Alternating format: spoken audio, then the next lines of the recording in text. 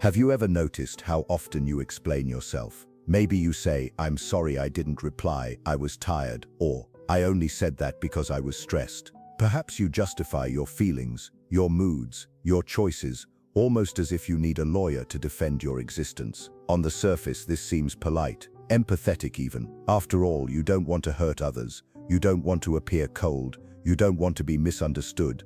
But what if I told you that behind this endless self-explanation lies a much deeper truth, one that Carl Gustav Jung, one of the greatest psychologists of the 20th century, called a symptom of self-abandonment? Because the reality is this: every time you compulsively explain yourself, you are unconsciously saying, "I can only exist if you allow me." This is not just a habit, it's not just good manners, it's a silent prison. A prison that steals your freedom, your authenticity, and even your psychological health. And the key to escape is not what most people expect. It's not about finding the perfect words or convincing others to finally understand you. It's about learning the art of silence. In this deep dive, we'll explore why so many of us are trapped in this invisible pattern, where it comes from, what it costs us, and most importantly, what changes when we stop. Because when you stop explaining yourself, everything changes. Your relationships, your sense of self, your inner authority, your entire life begins to shift in ways you couldn't imagine.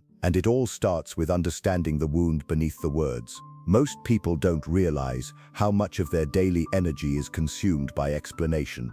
It's so automatic that you might not even notice it. Think about it. You're late to meet a friend, so you start over-apologizing, giving long reasons about traffic, work stress, or how you didn't sleep well. You say no to an invitation, but then you feel compelled to add, "It's not that I don't want to, it's just that I've been really busy and I feel bad." You express sadness, but immediately soften it with, "I'm fine though, really, don't worry." At first glance, this doesn't seem like a problem. Isn't it good to be considerate, to keep others informed, to make sure they don't misinterpret your actions? Yes, but only up to a point. Because when this becomes a reflex, when every emotion, choice, or action requires a justification, you are no longer communicating out of empathy, you are communicating out of fear. Carl Jung understood this as one of the subtle ways the ego betrays the self. The ego, instead of being a functional center of awareness, turns into a performer on stage, constantly explaining, clarifying, defending.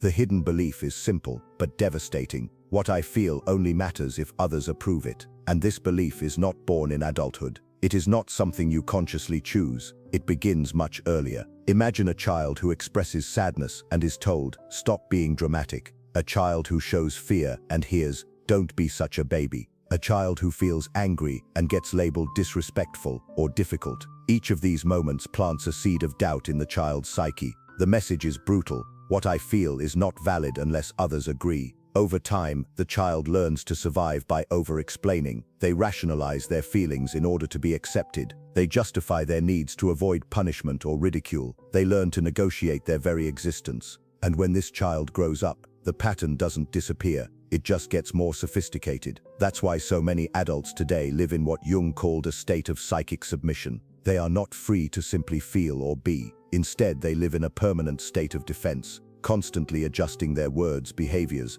and even emotions in order to be tolerated by others. And here's the paradox. Society rewards this behavior. People who explain themselves are often seen as polite, reasonable, considerate. But deep down, behind this mask of agreeableness, lies emotional exhaustion. Because the truth is, over-explaining is not a gift to others. It is a theft from yourself. It steals your confidence. It steals your inner authority. It steals your ability to act without needing permission. This is why Jung insisted that compulsive self-explanation is not just a bad habit. It's a sign of a deeper wound, a wound rooted in disconnection from the self. As long as you keep trying to justify your existence, you remain stuck in a prison built in childhood. And the walls of that prison are not made of stone, they are made of your own words. Every justification is another brick. Every excuse is another lock. And the more you explain, the more you reinforce the belief that you cannot simply exist without someone else's approval. But here's where things get interesting. Jung believed that the very moment you recognize this pattern, you begin to loosen its grip.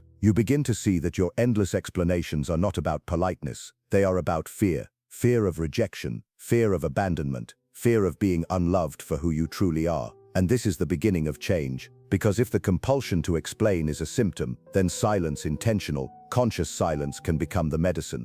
To understand why so many of us explain ourselves compulsively, we need to return to the very beginning, childhood. Carl Jung believed that most unconscious patterns in adulthood are not random. They are the echoes of earlier experiences, crystallized into habits of survival. The compulsion to explain is no different. It is not born from politeness, but from pain. Imagine a child exploring the world for the first time. They are raw, unfiltered, and honest. When they feel hungry, they cry. When they feel joy, they laugh. When they feel anger, they scream. At this stage, emotions flow naturally. There is no self-censorship, no hesitation, no second-guessing. But then reality intervenes. The child expresses sadness and hears, "Stop overreacting." They show fear and are told, "Don't be ridiculous." They express anger and get punished for being difficult. In moments like these, something subtle but profound happens. The child begins to doubt the legitimacy of their own feelings. They learn, often painfully, that their inner reality is not enough on its own. To be accepted, they must filter, soften, or justify what they feel. This is what psychologists call emotional invalidation, and it is one of the most damaging experiences a child can endure. Why? Because it attacks the very foundation of identity. The child internalizes a dangerous belief: my feelings are wrong unless others approve. And once this seed is planted, it grows silently. By the time the child becomes a teenager or adult, the pattern is already firmly rooted. They no longer trust their emotions as valid in themselves. Instead, they see their inner world as something that must constantly be defended or explained. This is why, as adults, so many people feel the urge to justify everything. "I'm not angry, I'm just tired. I'm not rejecting you, I just have too much work. I didn't mean it like that, I just..." Behind every explanation is a frightened child who learned long ago that feelings could not be trusted unless translated into something acceptable. Jung saw this as one of the earliest fractures in the human psyche. In a healthy environment, a child learns that their emotions, even when inconvenient or confusing, are real and valuable. A parent might say, "I see you're angry, I understand it feels unfair," or "You're scared, and that's okay. Fear is natural." These responses validate the child's experience, teaching them that they can trust their own inner compass. But in invalidating environments, the opposite lesson is learned. The child is taught that emotions are mistakes, that feelings are dangerous, that authenticity risks punishment, ridicule, or abandonment. And so they adapt, in the only way they know how. They begin to explain. They explain to soften their anger. They explain to make sadness acceptable. They explain to earn the right to exist. The tragedy is that this adaptation, while useful for survival in childhood, becomes a prison in adulthood. What once protected the child now suffocates the adult, because the world of grown-ups is not supposed to be ruled by parental authority anymore. Yet for those stuck in this pattern, every relationship feels like an echo of the past. A boss becomes a parent, a partner becomes a teacher, a friend becomes a judge, and in front of each of these figures, the old compulsion returns. If I explain well enough, I will not be rejected. But Jung knew that this is a lie. The truth is, no amount of explanation can guarantee acceptance, because explanation is never about the present, it is about the past. You are not trying to convince your boss, or your partner, or your friend. You are trying to convince the ghosts of childhood, the voices that once told you stop feeling that way. And here lies the key. Once you realize that your urge to explain is not about the person in front of you, but about an ancient wound, you begin to see the possibility of change. Think of it this way.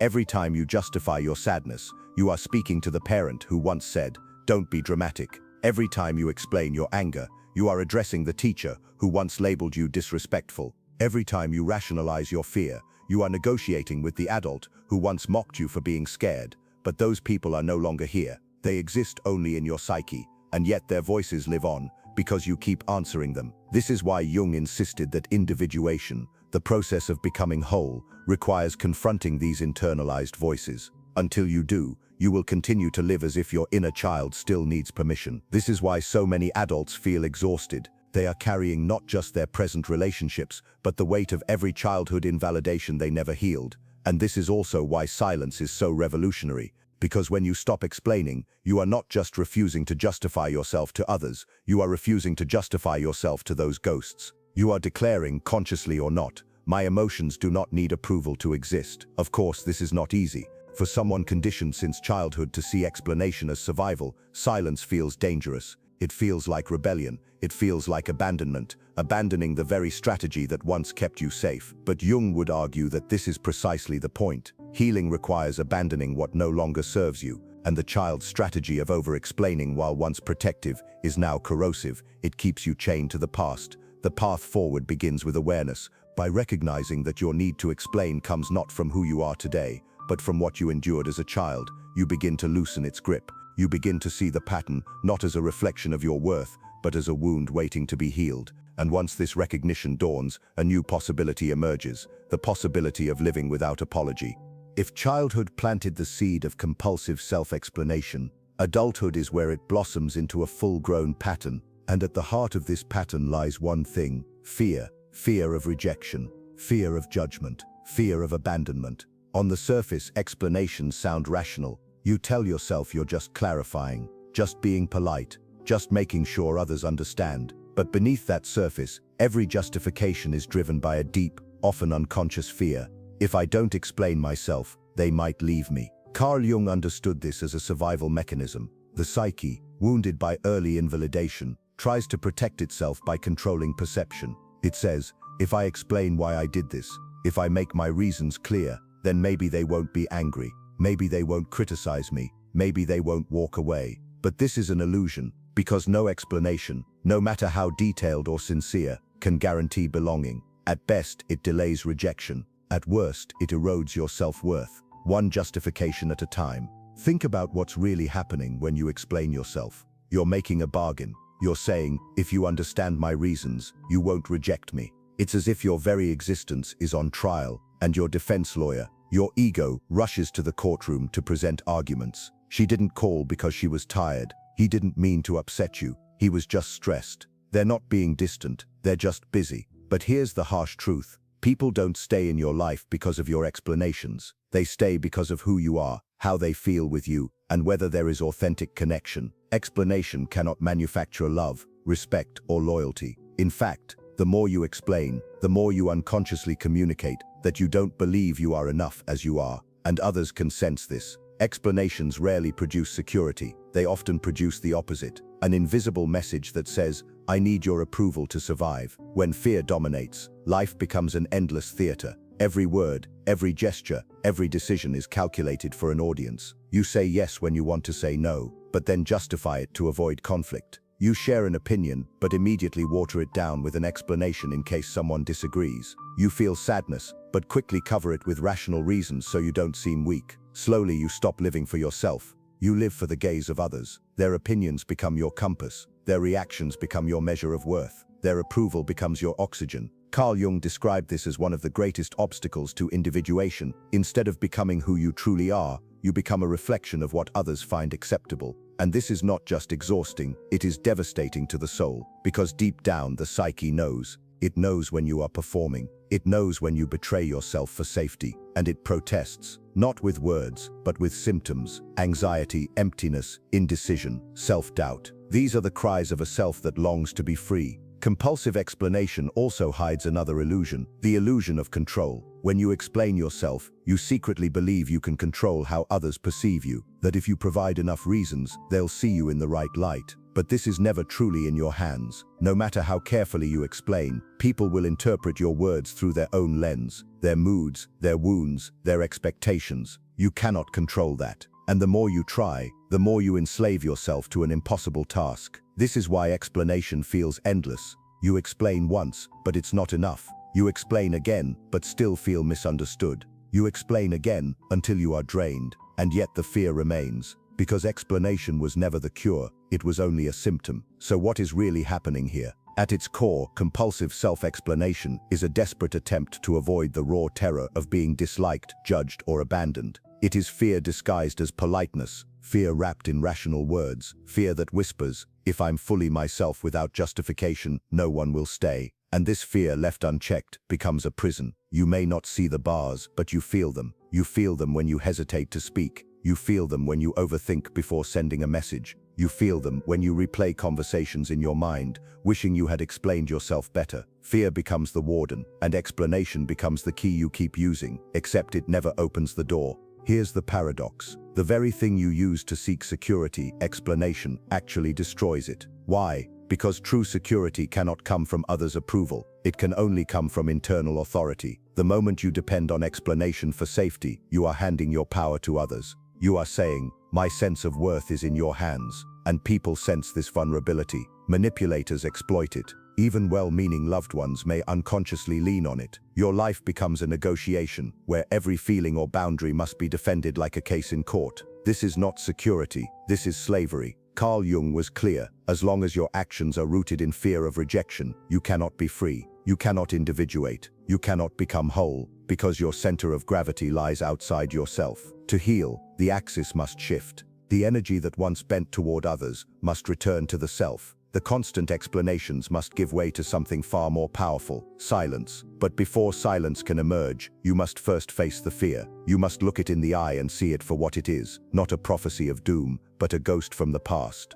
A ghost that loses power the moment you stop feeding it words. Because fear thrives on explanation, fear starves in silence. When you recognize that your explanations are really about fear, not politeness, not empathy, not consideration, you begin to take back control. You see that what you are trying to avoid is not rejection itself, but the feeling of rejection, the child's terror of being abandoned. And here lies the paradox. The moment you stop explaining, the fear intensifies, but only at first. It feels like standing on the edge of a cliff without a safety net. But if you endure that moment, if you resist the urge to explain, something extraordinary happens. You survive. You realize rejection, if it comes, is not the end of you. And that realization begins to set you free. This is why Carl Jung called individuation a process of courage. To reclaim your life, you must risk displeasing others. To reclaim yourself, you must risk being misunderstood. To reclaim your authority, you must risk silence. And when you do, the prison doors begin to open.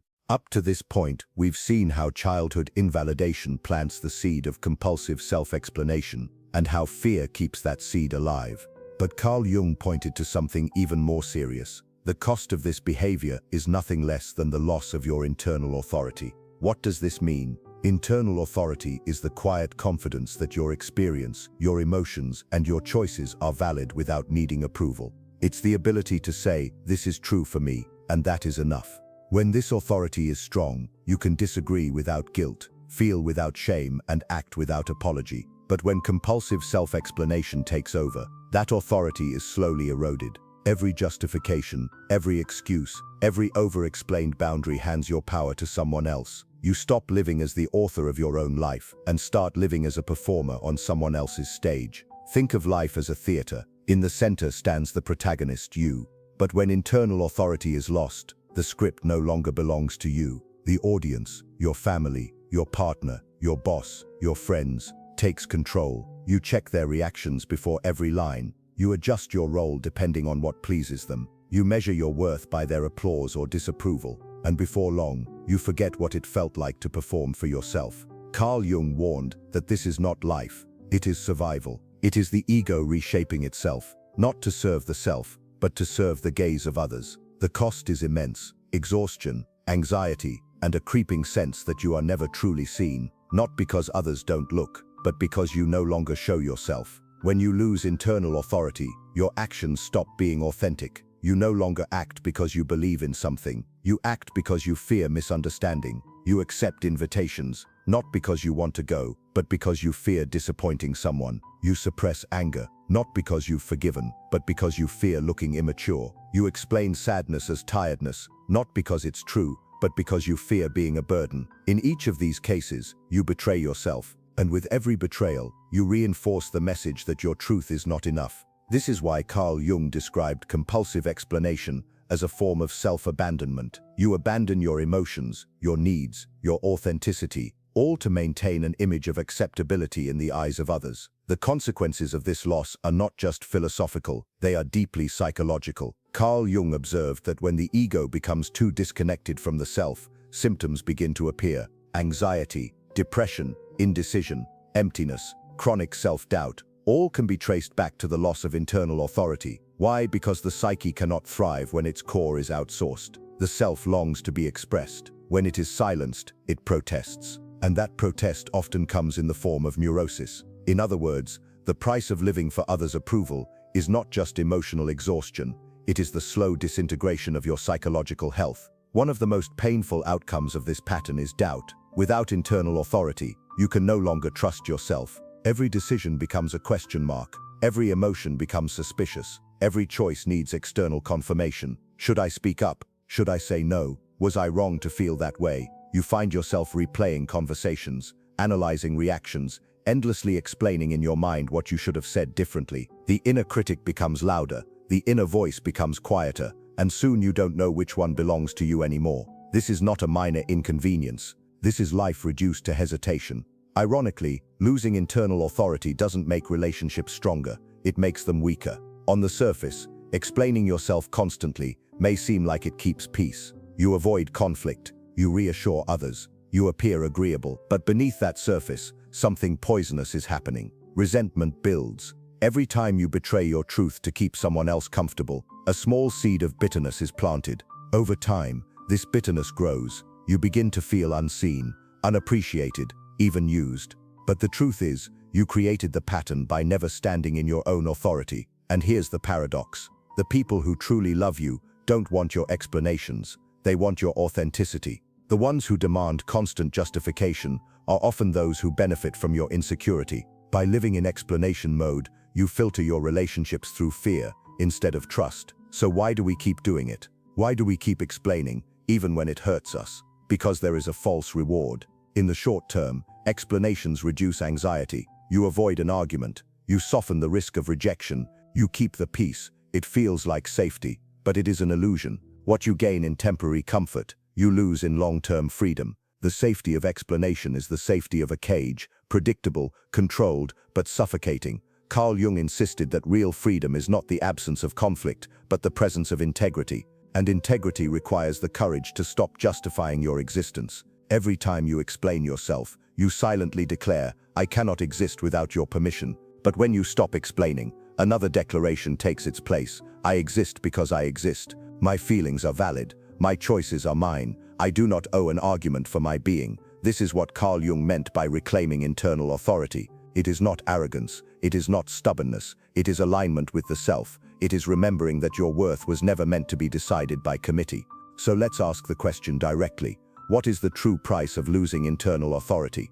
It is the price of never fully living. It is the price of turning your life into a courtroom. It is the price of replacing authenticity with performance. When you live this way, your story is no longer yours. You are not the author. You are a character written by others' expectations. And at the end of the day, no applause, no validation, no approval can fill the emptiness of a life unlived. That is why Carl Jung was so insistent. Until you reclaim your internal authority, you cannot individuate. You cannot become whole. You cannot know the freedom of simply being. And the first step toward reclaiming that authority is recognizing the cost of losing it. Because once you see the price clearly, you may finally decide it's too high to keep paying.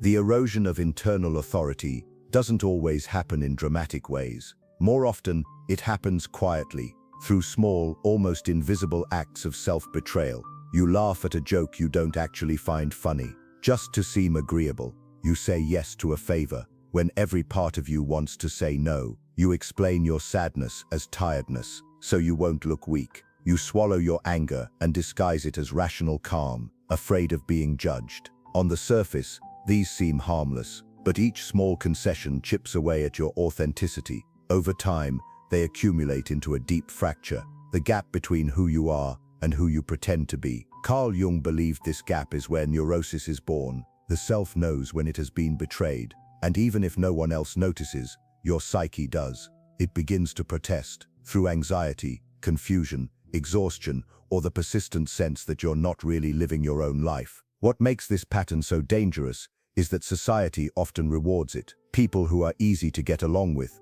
who always explain themselves, who avoid conflict, are praised as polite or considerate. But behind the mask of harmony is often emotional exhaustion. The person is liked, yes, but they no longer like themselves. These small betrayals matter because they teach you a subtle but corrosive lesson, that acceptance is more important than truth. And once you internalize that lesson, you begin to sacrifice authenticity for belonging, again and again. But belonging bought at the cost of self-betrayal is never real belonging, because people don't actually know you.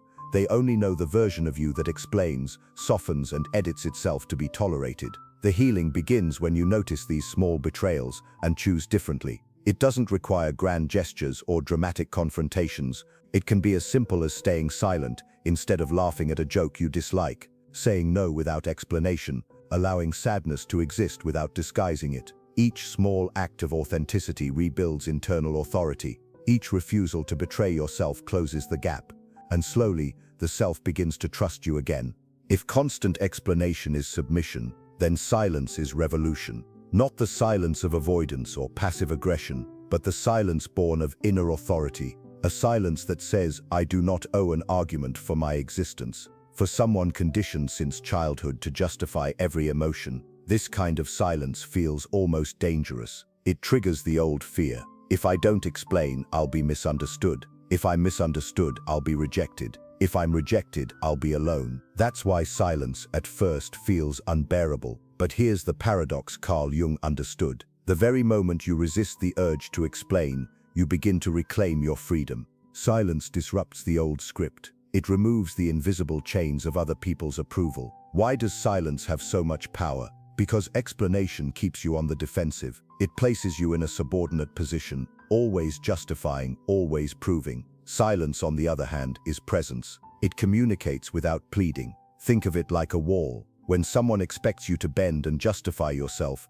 silence becomes an unmovable stone. Manipulators find it frustrating because their control depends on your insecurity. Without explanations to feed on, their influence collapses. But silence does more than protect. It also reveals. When you stop justifying your feelings and choices, people's reactions change. Some will pull away, frustrated by the loss of control. Others will lean in, drawn to the calm authority you now embody. In this way, silence acts like a filter. It shows you who values you for who you are, and who only valued you when you were easy to control. This may lead to ruptures, but Carl Jung reminded us that individuation often requires separation from what no longer serves us. Silence also turns inward. By refusing to justify your emotions, you finally begin to feel them fully. You stop rationalizing sadness, disguising anger, or softening fear. Instead, you allow them to exist as they are. This is where true healing begins, because external silence creates space for internal listening. And in that listening, the self, which was abandoned through years of self-betrayal, begins to reawaken.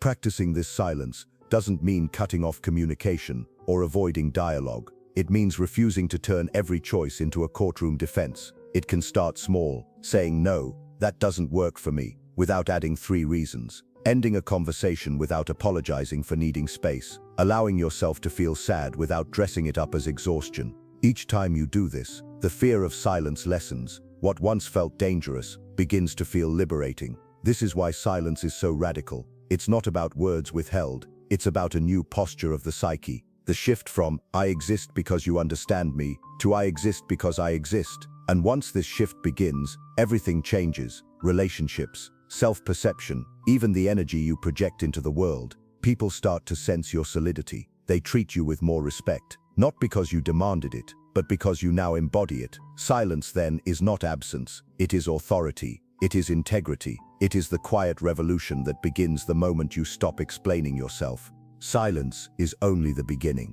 What truly transforms life is the deeper quality that grows from it. Integrity. Carl Jung saw integrity not as moral perfection, but as psychological wholeness, the alignment of thought, feeling, and action. Integrity means you no longer split yourself in two, the self you feel inside and the self you present outside. Instead, they become one. When integrity is present, you no longer live to be approved, you live to be true. Integrity doesn't shout, it doesn't demand, it doesn't beg to be understood. Instead, it shows up in the quiet coherence of daily choices, saying no without guilt when something doesn't resonate, standing by your decision even when others question it, trusting a gut feeling without needing to explain it away, speaking truthfully even when it risks disapproval. These small acts build a foundation of self-respect, and when you respect yourself, the world begins to mirror that respect back to you. Compulsive explanation is a constant negotiation.